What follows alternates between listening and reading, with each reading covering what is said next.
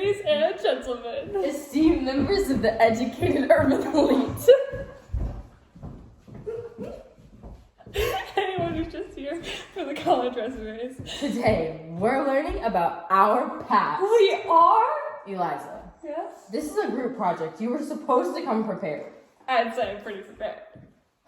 Well, you know that Mao Zedong guy? Yeah! We're talking about something he was. Communist. Oh, I did learn about this!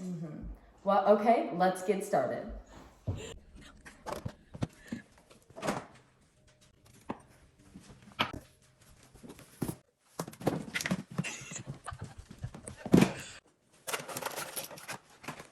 Ready?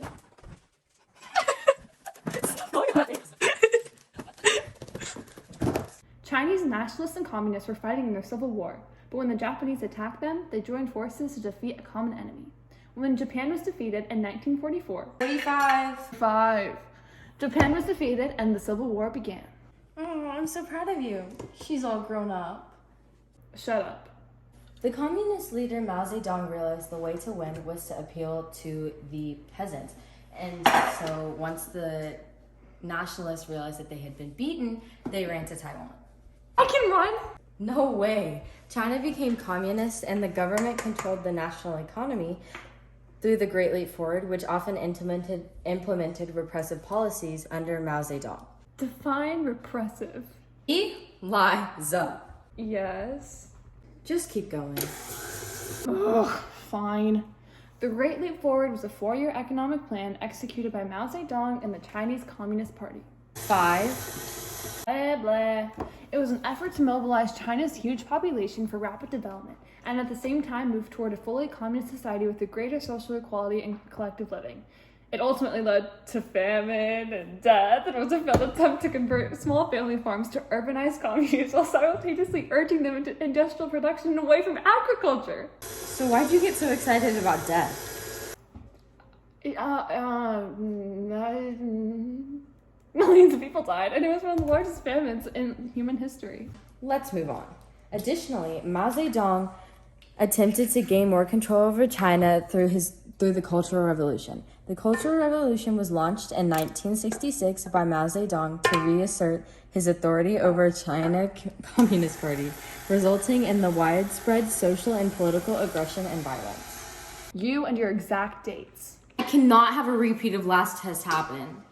Okay, fair. If you hadn't rudely interrupted me, widespread persecution of intellectuals, cultural figures, and other groups led to social and political chaos and created long-lasting trauma and division.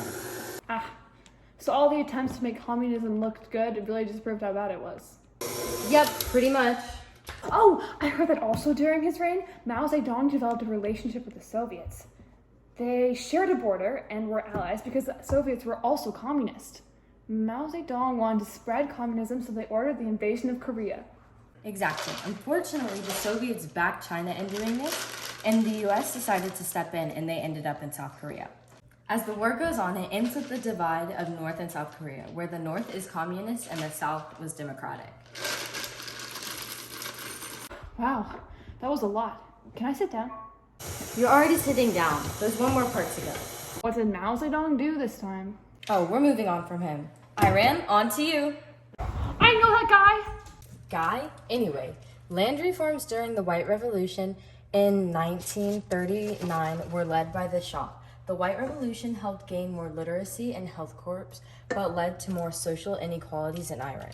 The Shah quickly became repressive, which led to the Iranian Revolution. The Iranian Revolution established a radically Islamic government in the ancient land, which helped to trigger a long and bloody war with the Iraq during the 1980s. This posed as a serious threat to Israel and launched a continuing rivalry with Saudi Arabia for the dominant influence of the region. So, I don't get how any of that has to do with communism. Okay, moving on. These cookies are looking rather good, MJ. These aren't for you. What? You sat there and stared at me the whole time. You think you're getting any of these? Protest! I get all the cookies! Everyone gets one. That's communism for you.